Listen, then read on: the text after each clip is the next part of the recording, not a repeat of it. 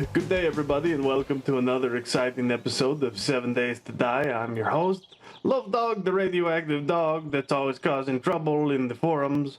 Although not lately, because everything's been so busy. You know, trying to get as many prefabs ready for Alpha 13 so that I can fix all of those prefabs in Alpha 13. Yeah, that's pushing that boulder up the hill, I guess. Anyway, thought I'd show you a POI today, and we'll just take a little trip out there. So maybe I can cue some driving music, and we're gonna head over to the new gas station. So we're going to head over on our mini bike here to the Hell Gas. It's a none too clever play on words. As you can see, I have repaired the bike from the 10 subscriber mini bike challenge. That's where the British people completely schooled me at mini bike driving. And as you know, I'm not a very good driver, much like Rain Man. All right, so let's see if am I getting better? Am I gonna miss the wall? I think I did. Oh, there we go. Okay, I didn't miss that one though. All right. Like I said, didn't have a lot of practice on it. Really? Okay. Here we go. Gonna head on over to the Hell Gas. Please don't let me put it in the fountain. Alright. Steer clear of the fountain. And we're gonna head on out there. I think it's partially the frames per second that the lag. So you see the Hell Gas here on the right. And I'm just gonna pop out here so we can take. Okay. Pretty nice. Pretty nice. This is kind of a combination. It's a car wash, convenience store, gas station. So, you know, the people who would come here to fill up and then maybe, you know, get the snack inside that was completely overpriced. Because that's where they make their profits. Now these are the old gas pumps, so I'm not going to attack one. The new ones are apparently containers that can have gas in them. That was new as Alpha 12.5, but as you may know, Nantucket is ported over from, who knows when. But we've got, this is my version of one of those big chests, the coolers that would have bags of ice in them. We don't really have anything like that. I'm hoping they start to put some of those things in, like newspaper dispensers and, you know, vending machines, things like that. Oh, by the way, for those of you that were scoring along at home, I did check, and there are vending machines that fall out. That was a comment on one of the earlier videos. I thought so. I thought I was going crazy for a while, but I remember drinking a lot of beverages, or at least watching people do it, because not particularly great at that game. Anyway, let's tour around here. This is pretty straightforward. There's not a lot in here. If you were looking to customize this, you wouldn't hurt my feelings at all, you know, to get some loot in there. But we'll head in there, and as you can see, it's just a standard room. Your car would come in here. Haven't really figured out what that would do for like brushes and like spray jets and things like that. That is something for version 2.0. The building was kind of, you know, like an afterthought. If you're wondering how I did this, these will look pretty neat. These are actually metal shelves. So you lay that in the floor, and you get this tread that looks a little different. It's not too bad. Okay, so let's go in here to the convenience store. So we'll head in here. See, we got 2 rows. You know, this is where your snacks and other stuff would be. We got a cooler here that's full of, you know, the latest beverage that they're trying to sell. Cash register. The coolers on the wall. We got the machine with the hot dogs. that's what that's supposed to be. There's this gas station in Albuquerque, New Mexico that has the best hot dog. I always go there and get the hot dog. Delicious. Probably cat. I don't know. Alright, anyway, we're looking in here. We got the little kiosk area with shelves. This is where all the smokes would go. As you can see, they're all gone because addiction. It's bad, kids. Don't smoke. Alright, we got some bathrooms in here. Your standard kind of stuff. This one I've actually built before the stadium, so you see I hadn't really worked out where I like the medicine cabinet to be, you know, the mirror should be behind the sink. It just doesn't make sense to be like right here. But that's kind of a limitation of, you know, how it is. So in later buildings and things like that, I've kind of worked around that problem so that we don't have that issue and it looks as real as possible.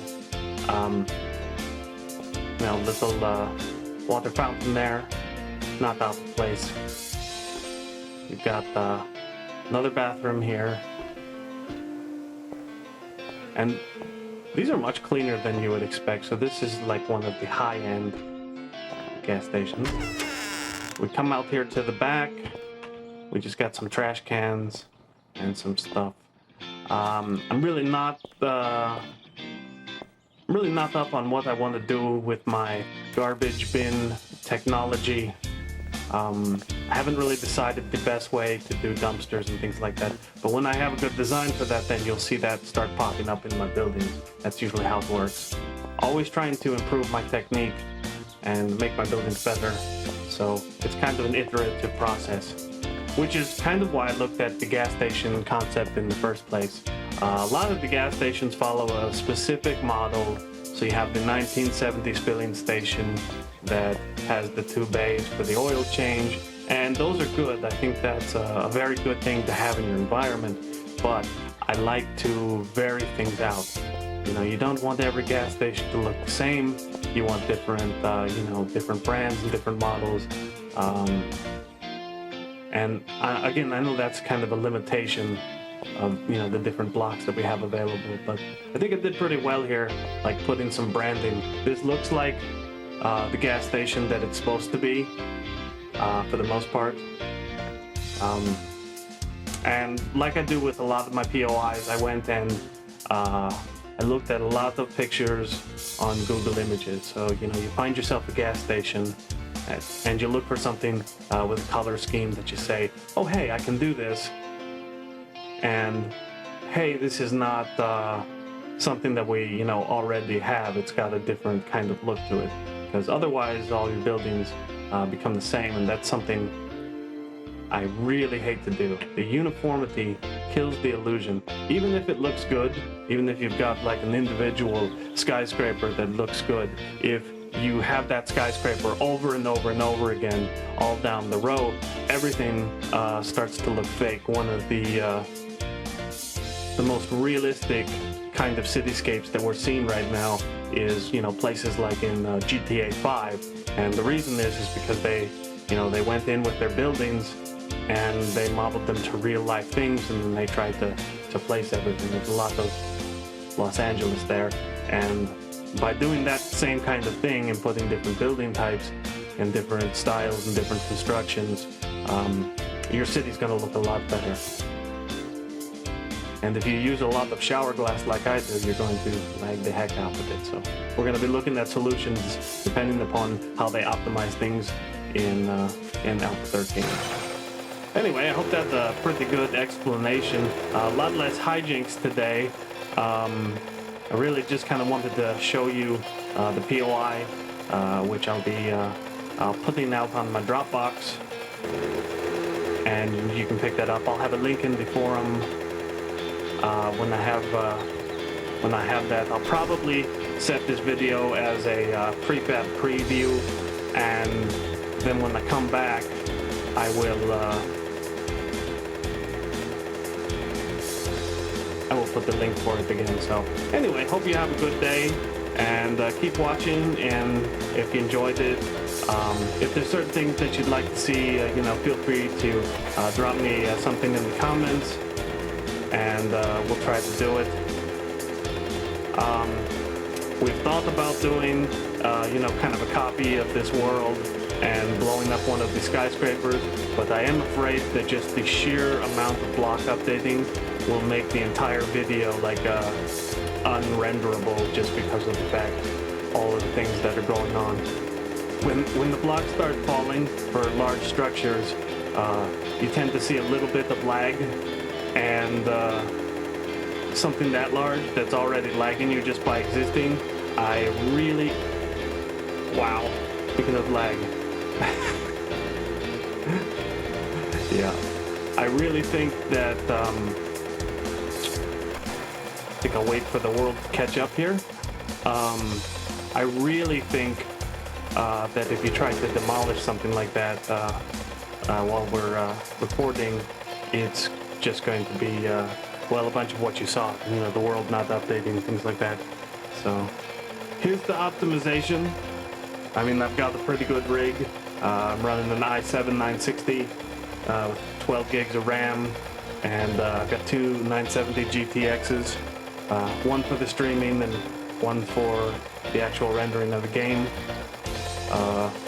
SLI graphics tend to not really work too well with 7 Days to Die. It just uses the one graphics card, so your best bet seems to be that if you have other things, to shunt it off to the other card.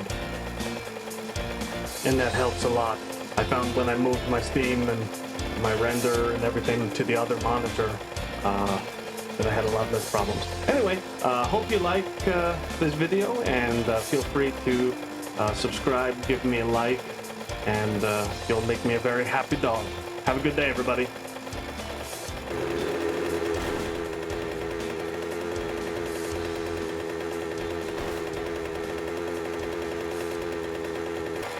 Yep, I'm a great driver.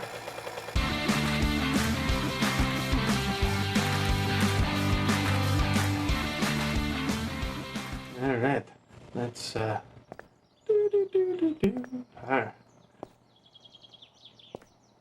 Oh, delicious! That's delicious stuff.